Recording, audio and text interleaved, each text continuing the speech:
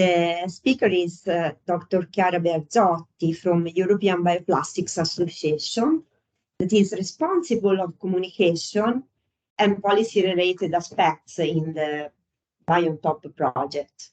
Yes. Where can I open my presentation?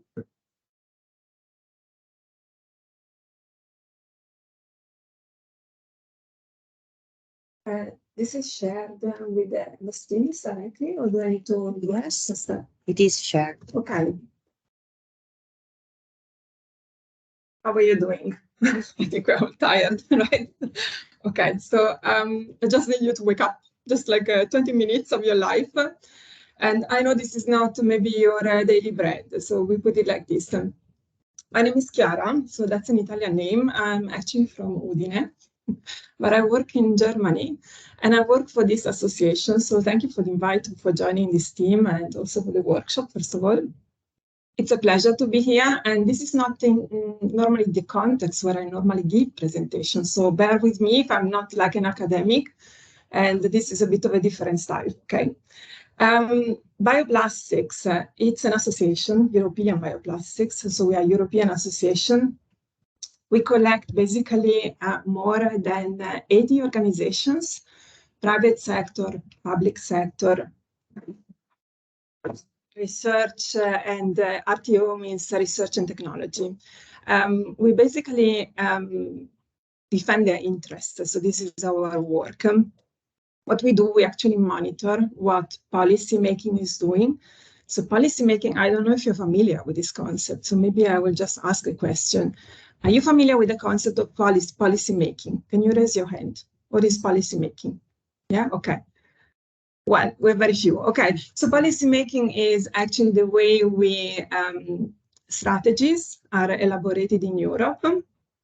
We work at the European level with my association. So whenever you got a strategy for economic development, circular economy, this is normally what we call the policy activity. And the policy activity in Europe is basically done at two levels. You got the member states, so the Italian government, and then you got the European level, which is the European Parliament, the European Commission, the Council. They are interconnected because basically when we all vote for the European Parliament, we can actually elect somebody to go and represent the interest of the society, right?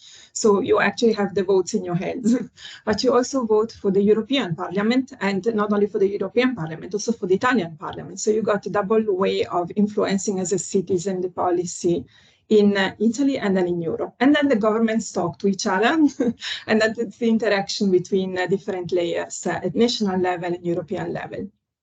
So my association is working mostly on the European level.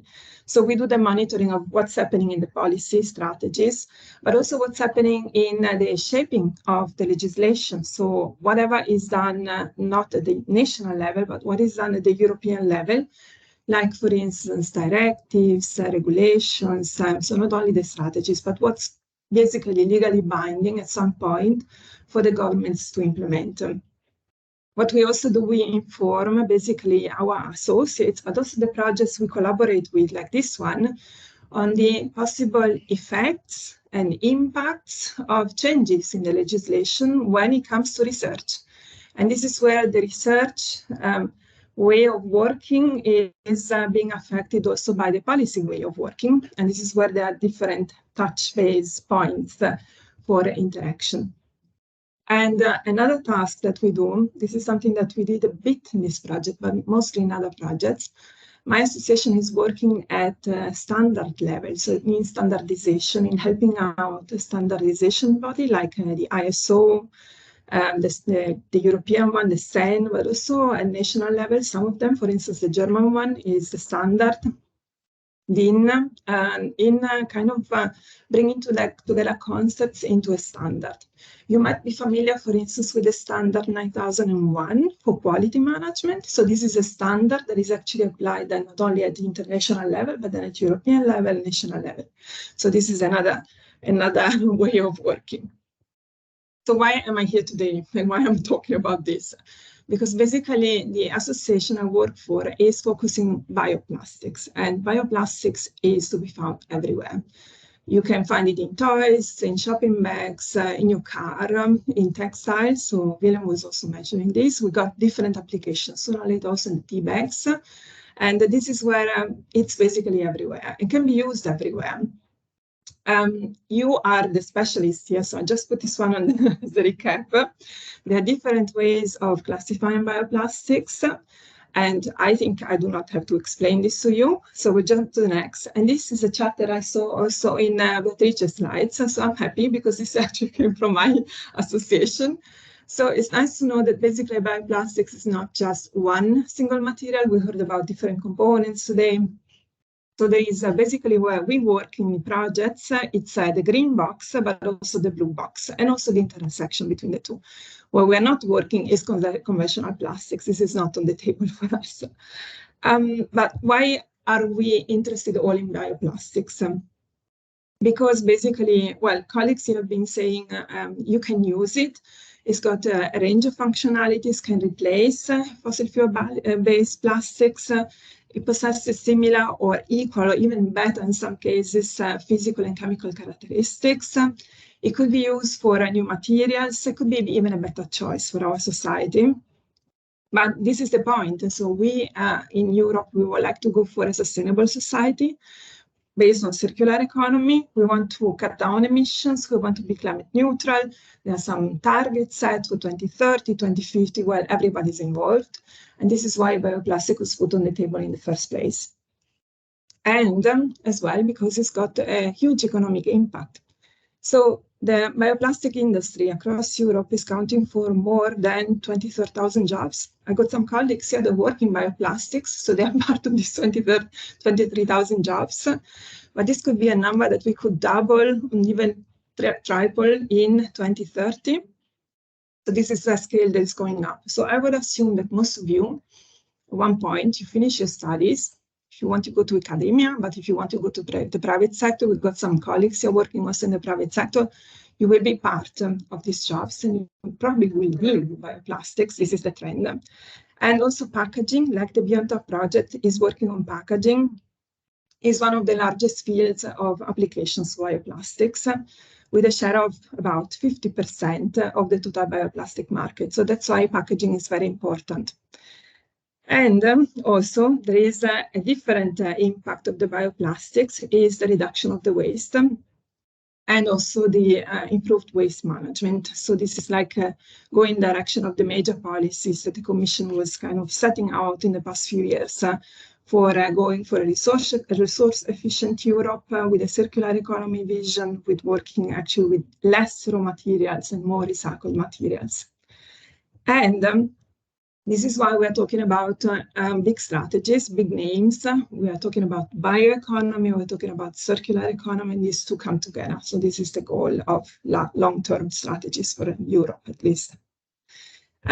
This is like an overview, and I was showing yesterday to my colleagues. I'm not expecting you to read the boxes. The presentations will be made available in any case.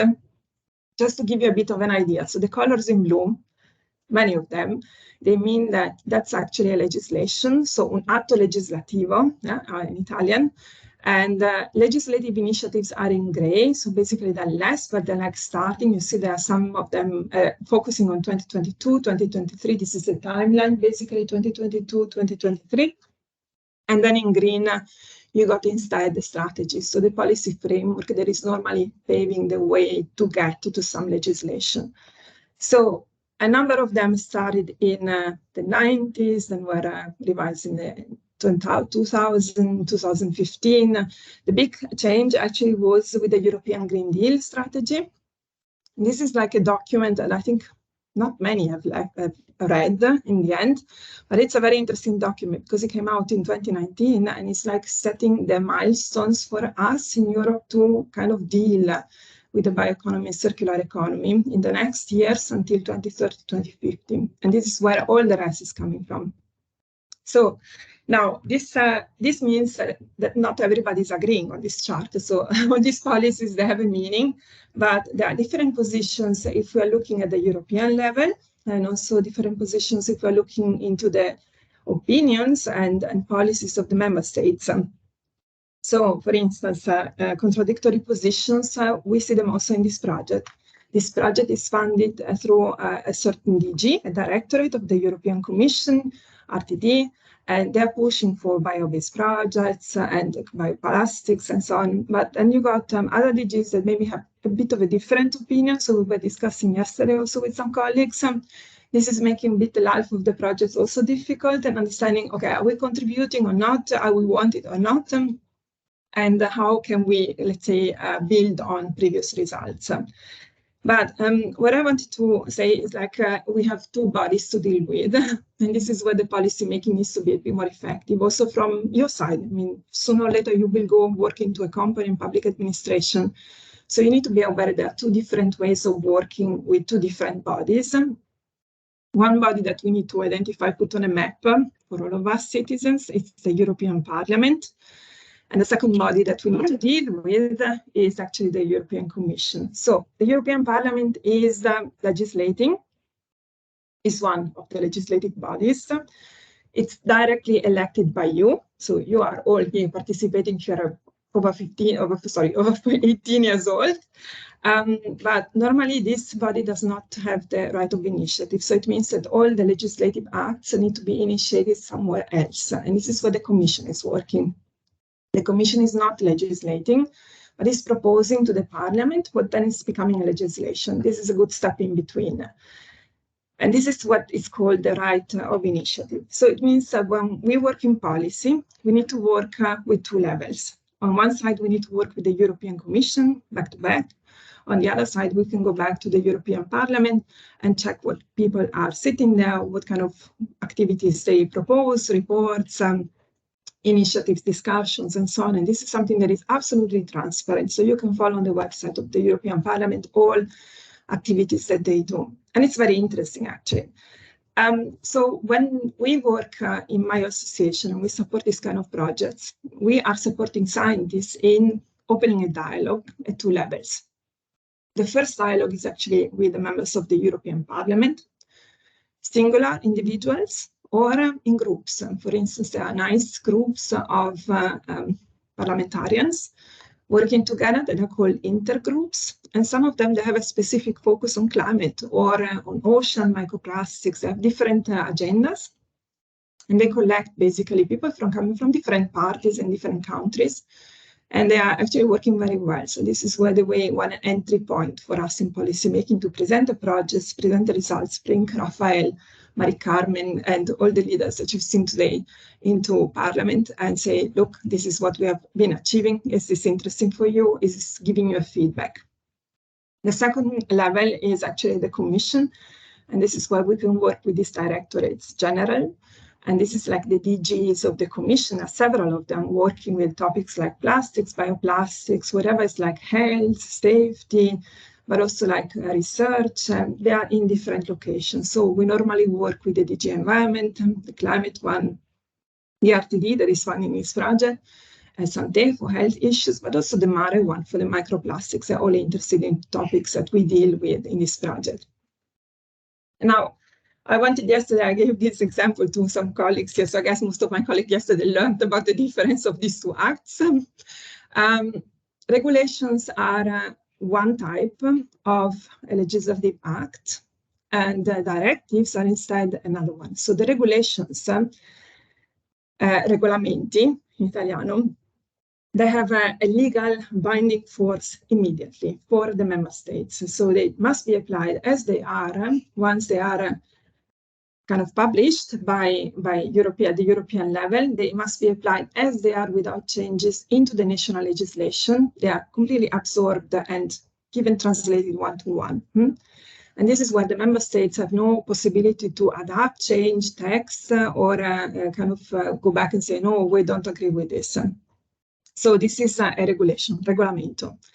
The directive instead is something that is giving you space at the member state level. So the Italian government can say, oh, there is a directive. Yes, we would like to adopt this part and that part and that part. And they can do a choice. They can operate a choice and they can decide to adopt part of a directive, direttiva. And this is because each country would like to achieve its own goals, which might not be necessarily reflected in the entire text of a directive. For instance, yesterday we were talking about the Single-Use Plastic Directive. This directive reduces the impact of certain single-use plastics on the environment, for instance, by reducing or banning the use of single-use plastics, plates, straws, and cups. But it has been adopted in different ways in the different countries. So try to go to Germany, the country where I live, and try to get a shopping bag in plastic. That will be difficult. Everybody's running around with textile bags. And here instead, there is no problem. So you can actually get also plastic bags without troubles and no overprice. Okay, so these are different ways coming from one directive. But my point was just to give you 4 examples today. Maybe we'll do the first 3 because we're running short of time. And then we try to understand where are we heading to. So these are very fresh examples of movements in terms of policy that can have actually an impact on your research, because they might not be just a strategy. They might become actually a legislative act with a direct application. And how can we work with this kind of, let's say, proposals? So the first one is a communication. The second one is a proposal for NEC regulation. And the last one is a revision of rules that goes a bit across directives and regulations, where we have an open consultation. I will start with the first one. So a communication is not a binding tool. So this is, we're still in the domain of, yes, we read it, we digest it. Yes, we could go in this direction, but we don't necessarily have to. Okay, so this is not mandatory. And it's good to know this classification. That's a communication, not a regulation, not a directive, because you know what's happening.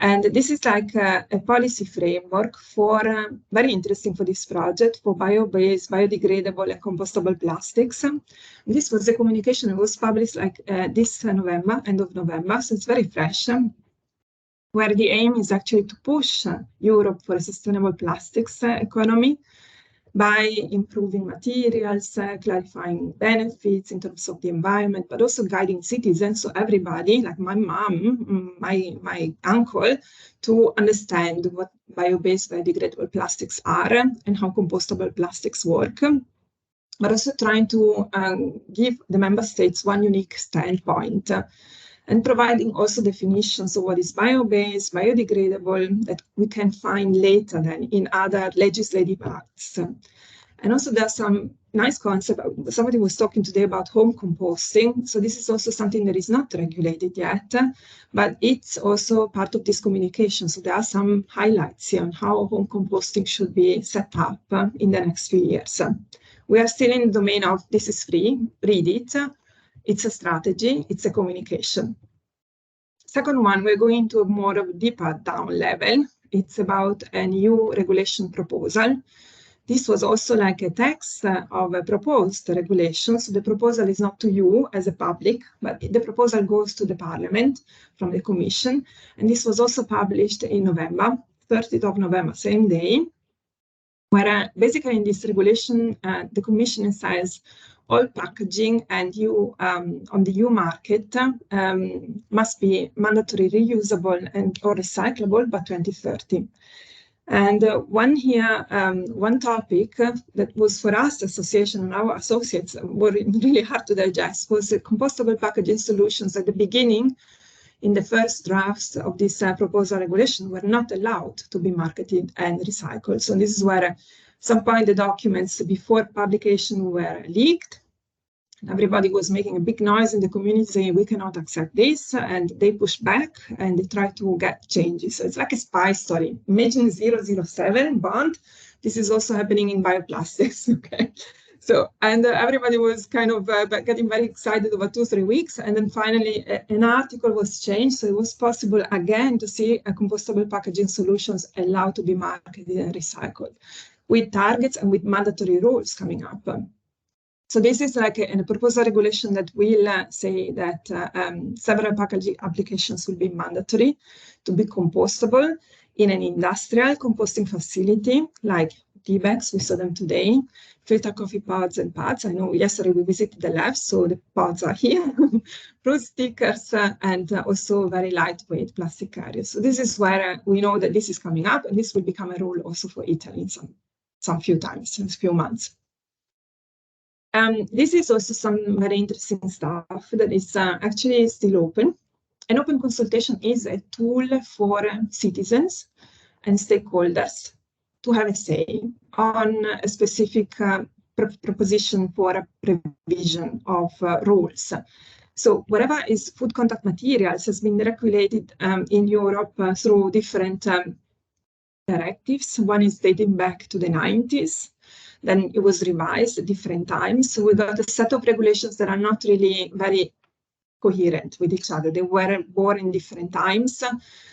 And it is now time to revise them, to go back into the concept of circular economy, bioeconomy, recycling, cutting down emissions, using less raw materials. And this is why this FCM, food contact material revision of the rules, has been going on for some time. So what the Commission said, we would like to hear what the society is saying.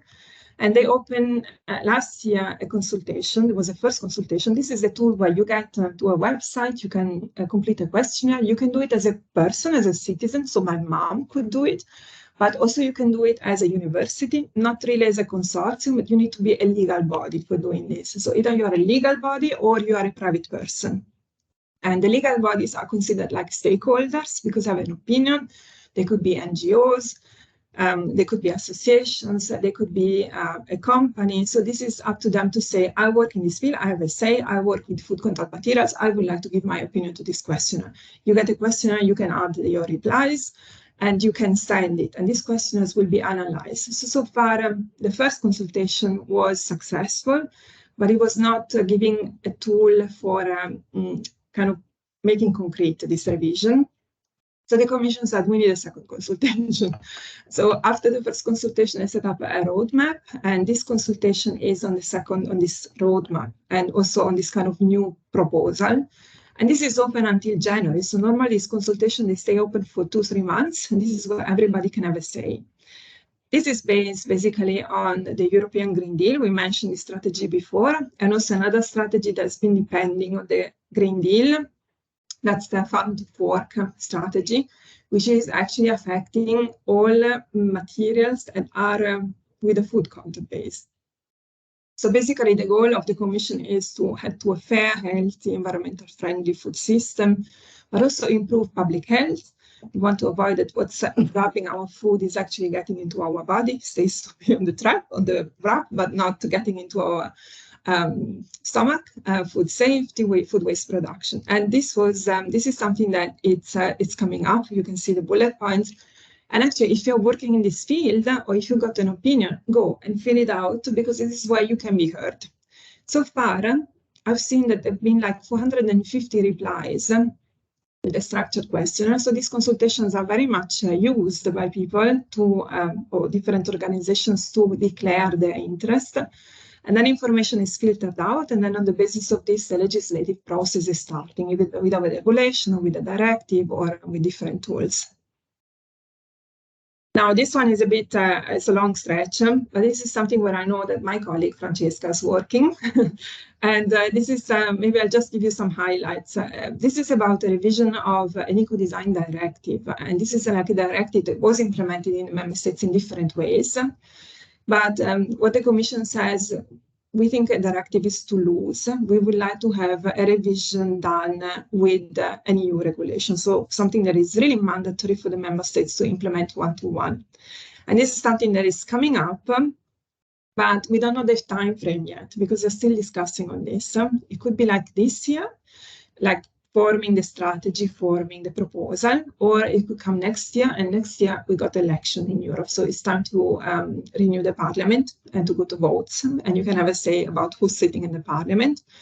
And this is like the Sustainable Product Initiative is something that is very much linked not only to the eco-design of the final product, but to the entire life cycle of the product. So whatever is like the creation of the product, the processes, and so on.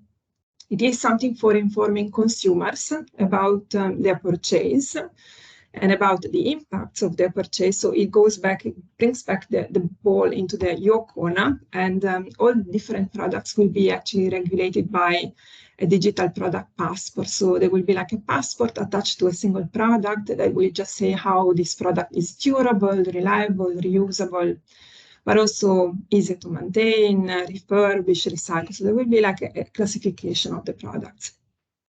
So I think it's a lot to take, but let me just wrap it up like this. I think if you already got away with the difference between directive and regulation, I'm already happy. I think if you know that there is a parliament and the European Commission, that they got different roles, I'm already happy about this. And then if you want to, let's say, sooner or later get into the private sector, you might end up in a situation where you might be the boss, but there is somebody above your head that is setting up policies and regulations. Maybe you have to listen to this, just not to your own will. Okay, thank you for your attention.